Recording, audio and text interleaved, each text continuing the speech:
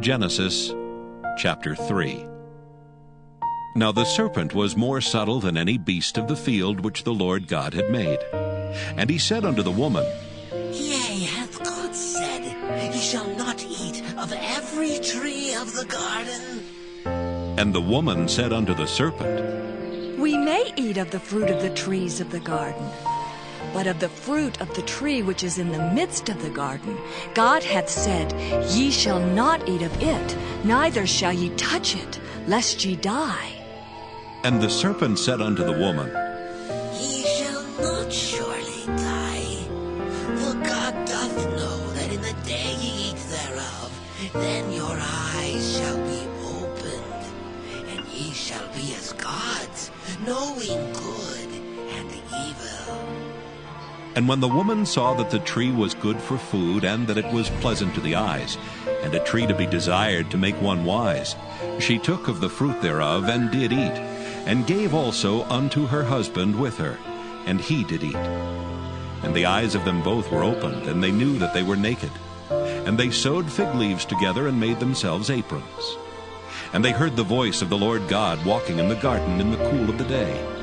And Adam and his wife hid themselves from the presence of the Lord God amongst the trees of the garden. And the Lord God called unto Adam, and said unto him, Where art thou?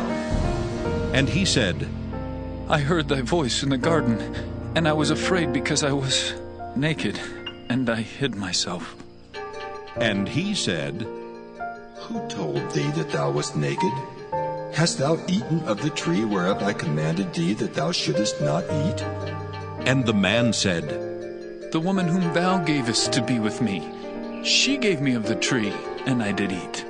And the Lord God said unto the woman, What is this that thou hast done?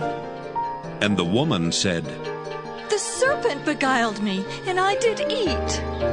And the Lord God said unto the serpent, Because thou hast done this, thou art cursed above all cattle, and above every beast of the field.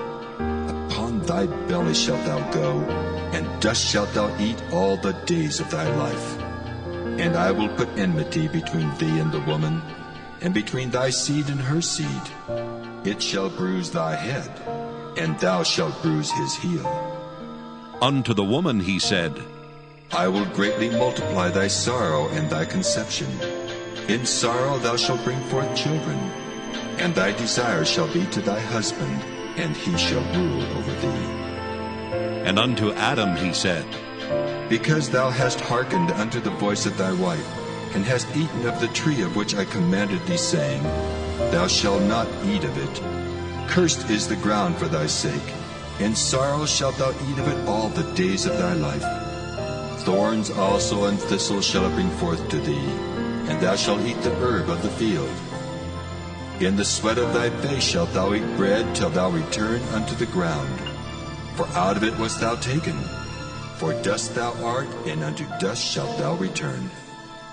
And Adam called his wife's name Eve, because she was the mother of all living. Unto Adam also and to his wife did the Lord God make coats of skins, and clothed them.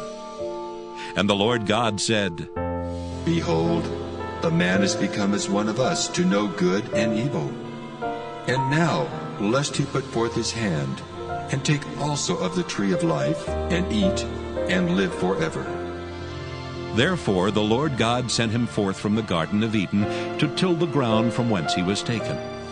So he drove out the man, and he placed at the east of the Garden of Eden cherubims, and a flaming sword which turned every way to keep the way of the tree of life.